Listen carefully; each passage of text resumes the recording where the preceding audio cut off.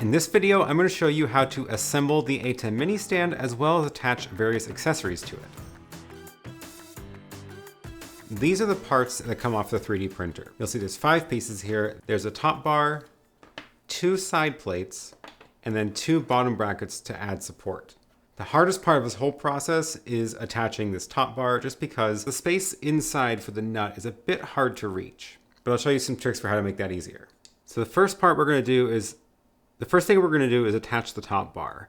Now if you look closely in the top of this, there's a little spot there for putting the nut. Now it may not hold itself very well in there until you actually force it in. So I find it helps to take some pliers and kind of squeeze it into place. It doesn't have to be perfect right now, you just need it in place in order to put the screw into it. So with the nut there, I'm ready to attach the top bar. You'll want to make sure the side brackets have the flat part on the outside. And then the top bar is going to be sort of tilted towards you like this, tilted up. So I'm going to go ahead and attach the screw for this from the top going down. For the top, you're going to want to use the M4 10mm screw. With the nut in place, you can sort of screw in from the bottom and you should feel it grab the nut. If you poke the nut out like I just did, don't worry, try again. Might take a bit to get this lined up. This one, I swear, is the hardest one. The rest of them are a lot easier. One trick is you can kind of let gravity help you out by holding it upside down like this and then screwing in the screw from the bottom. You should be able to feel it grab the threads of the nut, and then as you screw down, it'll pull it into place.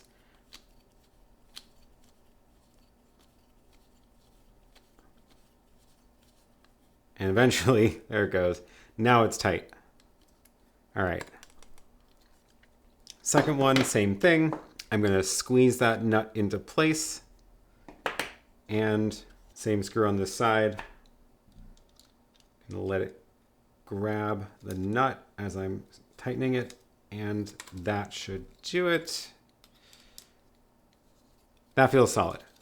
Now already with just the top bar attached, it's pretty firm, but you will notice that this is a bit springy, which is why we have these bottom brackets. So these are going to go like this and then screw in from the bottom. You'll notice inside here there's spaces for the nuts to sit. These are a lot easier to reach, so these should be a lot faster. For the bottom one, you're going to want to use these really short screws. These are the M4 6mm screws. Take the nut, set it in place. It may fall out because it depends on how tight your print is. You may not be able to actually hold it in there in place, but it's ready to go. We're going to put the bar like that and then screw in from the bottom. These ones you can also just sort of hold in place with your finger if you want to screw in from the top. And with my finger on the nut, I can screw down from the top. All right, and with those 4 in place, this is now strong and it's not going to bend its shape at all. So at this point, you have enough to now be able to set the ATEM Mini in place. Because it's got the built-in cold shoe mounts, you can actually start attaching stuff to it immediately. I can slide in the cold shoe mount for the wireless HDMI receiver. You can also slide in a cold shoe mount for a solid-state drive. Or, of course, the wireless mic receiver, which fits on top nicely and then plugs in to the back. The next thing I want to do is be able to set a monitor on the top. So even though you can start attaching stuff right away, it is very useful to put a monitor on top of the ATEM Mini. And to do that, I made room here for this small rig cheese bar. I'll link to this one down below, but there's screw holes perfectly lined up for screwing this to the top here. For these, you'll need the M4 16mm screws. And you can double check you have the right length by slipping the screw in from the top, and you should see it just barely poke out the bottom there. You should see it fill the space for that nut. And then again, we're going to do this the same way. We're going to go grab a nut, put it in the little slot for it, and then we're going to flip it over, hold that in place with your finger, and then you can screw this in from the top. And then same thing on the other side. And now with that in place, you have a top bar you can now screw things into. It's got 1/4 inch as well as 3/8 inch screw holes. Any monitor mount should work fine, but I've had good luck with this small rig one. I'll leave a link to this down below. It's got these 2 screws which fit on 2 of these 1/4 inch screws on the cheese bar. So here you can just line those screws up and then tighten it with the little hex wrench that comes with this kit. And once that's in place, you now have this screw you can attach your monitor to. The way this one works is you can loosen these if you want to adjust the tilt. Now you can adjust the tilt like that to get the angle you want and then lock it into place. So at this point, this is a pretty functional stand. You've got places to put things in the cold shoes and you've got the top bar for the monitor. So you'll notice the sides have a bunch more holes. These are for attaching two different kinds of smaller parts. This small cheese bar is the same one that's on the top. This can also be attached to the side. If you look on the side, you'll see these two holes that are small on the ends. Those line up with the screw holes at the end of the cheese bar. These are going to require the M416 screws to be able to reach through the entire cheese bar into the nut. One trick that kind of helps again is to force that nut into the little socket for it and then very gently attach the screw from the bottom. And now with the side cheese bar attached, you've got more screw holes again to attach other things to the side.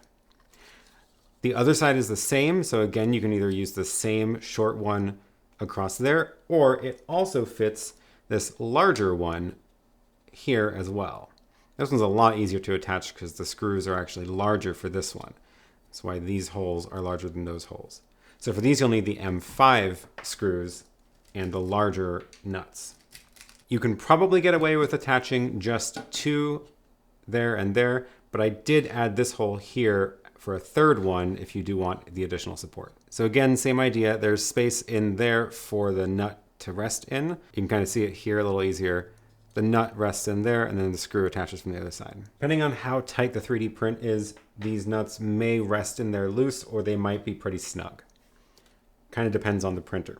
Okay, with those in place, these are meant to use the larger screws and they're meant to go into this big flexible space so you can kind of adjust it up and down as well.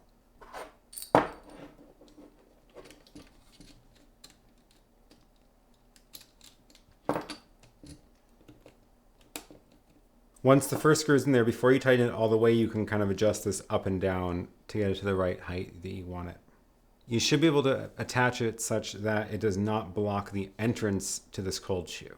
And that way you can still slide things all the way through. You'll probably want to wait on tightening these all the way until you get both screws in there.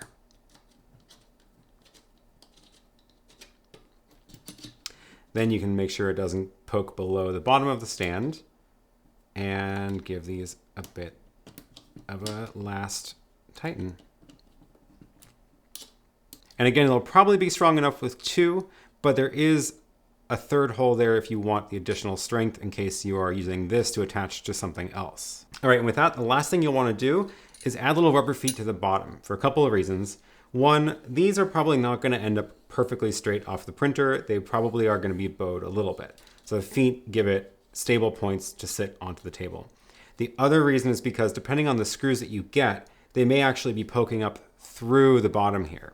The screws that I found in this kit do sit all the way inside the hole, but some other screws have taller heads, so they might poke out the bottom. So by adding the rubber feet, it means that it'll sit on the feet, not on the screw head. And with that, the stand is complete and you're ready to start attaching your actual devices to it. Again, it's pretty flexible. You can attach a lot of different things to it. I like to attach the Hollyland Lark 150 or the Rode Wireless Go onto the left. And then the solid state drive, you can either slip it into the right here, assuming you aren't using a monitor, or you can attach it to the back here in the cold shoe, or if you want to, you could even attach it into the side cheese plate. And then you put the monitor on top with the 1/4" screw. Again, I'll leave links to everything that I've used in this video down below.